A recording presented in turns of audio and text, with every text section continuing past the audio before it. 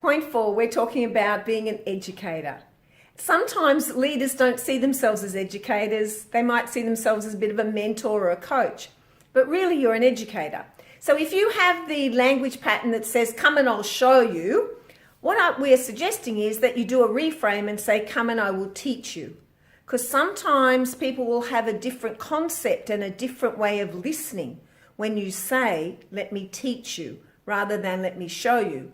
Because then when you go back and say, well, I've shown you 4 times, someone will say, yes, but you've never taught me. So really think about, as an educator, what is the best way to educate your team? What is working for your team? And share with them some of the things that are working really well.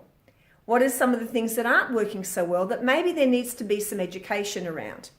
So if you take this a step further into your meetings, often meetings aren't seen as training sessions, and often training sessions aren't seen as meetings. We tend to put labels on things that make us feel a little bit more comfortable. There are 3 really important keys when you are setting up a meeting and having that on your agenda. Is the meeting's purpose for brainstorming? What information do they need so they can actually add value by brainstorming? Is it to get some new information? Who is sharing that information? What credibility do they have to share that information? And thirdly, are there decisions to be made?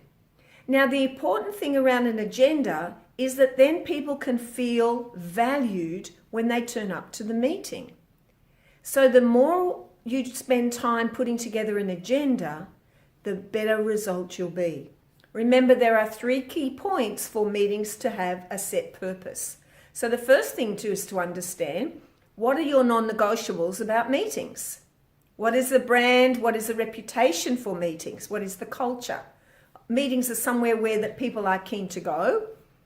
I was in an organisation once and this manager always turned up late. So what happened? The meetings always ran late. It got to the point where the staff would actually be watching for when the manager left their desk, they would then leave their desk rather than sit and wait in a meeting room. So think about, what are the non-negotiables? Do people need to turn up prepared?